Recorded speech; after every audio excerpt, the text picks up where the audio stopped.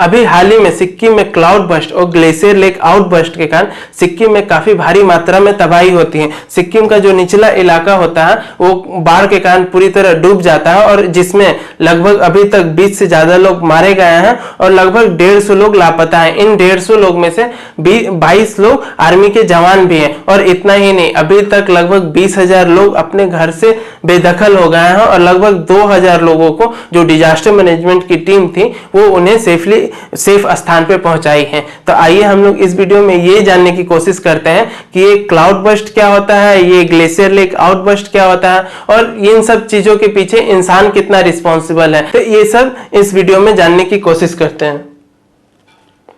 पहला, अगर हम लोग क्लाउड बस्ट की बात करें तो क्लाउड बस्ट, जिसे हम लोग बादल फटना भी कहते हैं, यूजुअली ये होता है कि अगर 20-30 स्क्वायर किलोमीटर के एरिया में 10 सेंटीमीटर से ज्यादा बारिश हो जाए 1 घंटे के अंदर। यही हुआ था लोनाक लेक में। जो लोनाक लेक सिक्किम के नॉर्थ वेस्ट इलाके में पड़ता है, वहां पे क्लाउड बस्ट 3 अक्टूबर के रात को होता है, जिसके कारण ये लेक आउटबस्ट हो जाता है। ये जो लोनाक लेक है ये ग्लेशियर लेक है। ग्लेशियर लेक हम लोग उसे कहते हैं जो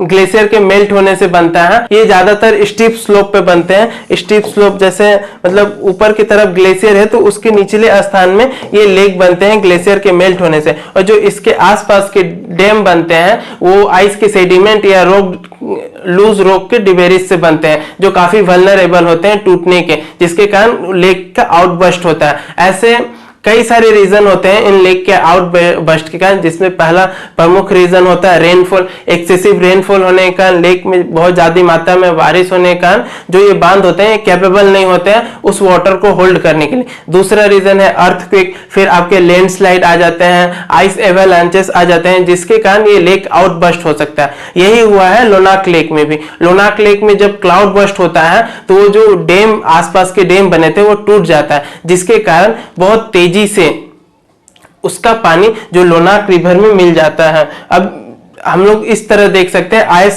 इसरो के सैटेलाइट से ये पता चलता है कि जो लोनाक लेक था वो 17 सितंबर को 162 हेक्टेयर में फैला हुआ था। वहीं 28 सितंबर को ये बढ़ के 167 हो गया था और क्लाउड बस्ट होने के कारण ये और ज्यादा बढ़ गया था लगभग 170 हेक्टेयर के आसपास में।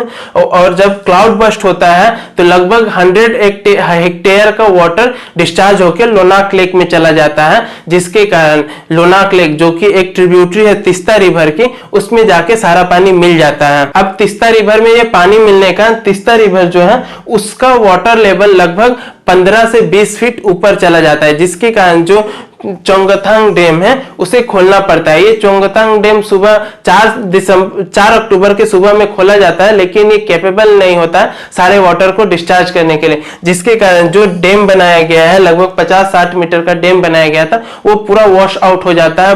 और जो निचले इलाके रहते हैं मानगंग, गैंगटोक, पेंगयोंग और नामची, ये सब डूब जाते हैं, जिसमें कई सारे लोग इधर उधर हो जाते हैं और बहुत सारे प्रॉपर्टी की नुकसान होती है। ये ऐसा नहीं था कि ये जो ग्लेशियर लेक आउटबस्ट हुआ है इसके बारे में किसी को पता नहीं था। ऐसा नहीं था कि इस लेक के बारे में किसी को पता नहीं था कि ये लेक आउटबस्ट होगा कि नहीं होगा। इसके बारे में काफी पहले से सेंट्रल गवर्नमेंट, स्टेट गवर्नमेंट और जो सेंट्रल वाटर कमीशन है उसको पता था। इवन 1989 के डेटा में बताया गया है कि लगभग ये उस टाइम 2-3 डिकेड में ही ये जो साउथ लोनाक लेक है वो 2-2.5 गुना बढ़ गया था और जो नॉर्थ लोनाक लेक है ये लगभग 1.5 गुना बन गया था। ये जो लोनाक लेक है ये 2 हिस्सों में बटा हुआ है, नॉर्थ लोनाक लेक और south Lonak lake. Usually north Lonak lake south Lonak lake को फीड करता है। और ये ऐसे सिर्फ यही एक लोनाक लेक नहीं था जो ग्लेशियर लेक था, ऐसे ग्लोबल वार्मिंग और रेजिंग टेम्परेचर के कारण सिक्किम में लगभग 300 ग्लेशियर लेक बने हैं,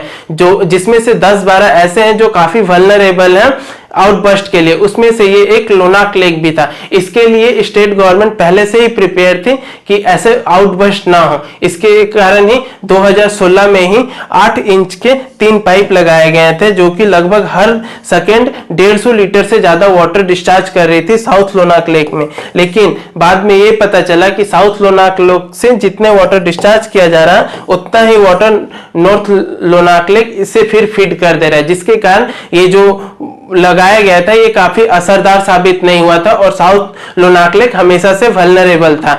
और अभी तो स्टेट गवर्नमेंट ये भी बताती है कि जो नेपाल में अर्थक्वेक आया था उसके कारण ये ट्रिगर हुआ है, जिसके कारण ये आउटबर्स्ट हुआ है। और रेनफॉल तो एक रीजन है, ये भी बताया जाता है। अब हम लोग देखते हैं कि इसमें इंसान जो है वो कितना रिस्पॉन्सिबल है। तो देखिए, जो ये चोंगथांग डैम बनाया गया है ये प्रॉपर एनवायरमेंट क्लियरेंस के साथ नहीं बनाया गया। ऐसे टाइम पे बहुत सारी स्टडी से ये फाइंड आउट हुआ है कि जो हिमालयन रीजन है ये सेस्मिक एक्टिव जोन है, मतलब यहाँ पे अर्थक्वेक बहुत जल्दी आते हैं, हमेशा आते रहते हैं, जिसके कारण इतने बड़े मात्रा में डैम बनाना काफी वल्नरेबल होता है डिजास्टर के लिए। ये जो चोंगथांग डैम है ये लगभग 1200 मेगावाट के लिए बनाया गया है और ऐसे कई सारे डैम बनाए गए हैं। 10 स्टेट और 2 यूनियन टेरिटरी जो हिमालयन रीजन में पड़ते हैं, इनमें लगभग 80 से ज्यादा डैम बनाए गए हैं और जो काफी वल्नरेबल है ऐसे डिजास्टर के लिए, जो कि मेन जिसे हम लोग मेन डिजास्टर भी कह सकते हैं, क्योंकि अगर ये डैम ना रहता तो शायद इतने ज्यादा मात्रा में वाटर एक्यूमुलेट नहीं होता और निचली इलाका इतने ज्यादा प्रभावित नहीं होते। इवन जो निचली इलाका में बरदांग एरिया था, वहां पे जो आर्मी कैंप था उसमें से 23 जवान रह गए और 22 अभी भी लापता है, 1 मिला है। ऐसे इंसानों के एक्टिविटी के कारण इन डिजास्टर में ट्रिगर उत्पन्न हो रहा है। इसके रिजल्ट हम लोगों ने पहले ही देख लिया। 2013 में भी जो केदारनाथ में ग्लेशियर आउटबर्स्ट हुआ था, कुछ दिन पहले हम लोगों ने जोशीमठ के इंसिडेंट्स के बारे में सुना था कि कैसे लैंड जो है वो खिसक रहा है। 2018 में केरला के फ्लड के बारे में सुना था, जो कि भी जो वो भी एक डैम फेलियर था। ये भी हम लोग इसे भी डैम फेलियर बता सकते हैं, चोंगथांग डैम, जो कि एक ट्रिगर हुआ था आपके ग्लेशियर लेक आउटबर्स्ट से, जिसके कारण ये डैम वॉश आउट हुआ और नेबरिंग इलाके में पूरा तबाही मचा दिया। तो ऐसे एक्टिविटी को हमें रोकना चाहिए, क्योंकि अभी ग्लोबल वार्मिंग और रेजिंग टेम्परेचर से ऐसे बहुत सारे हिमालय में लेक बन रहे हैं,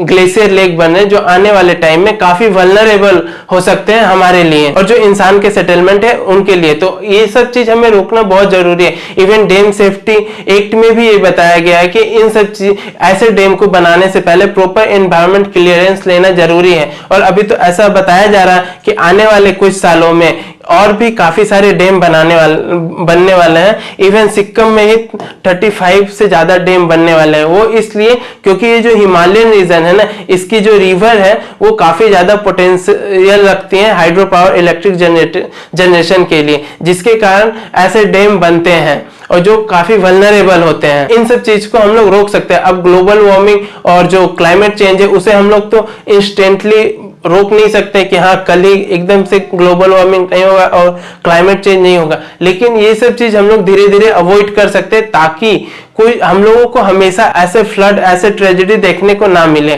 तो इस वीडियो में इतना ही, मिलते हैं अगले वीडियो में। धन्यवाद।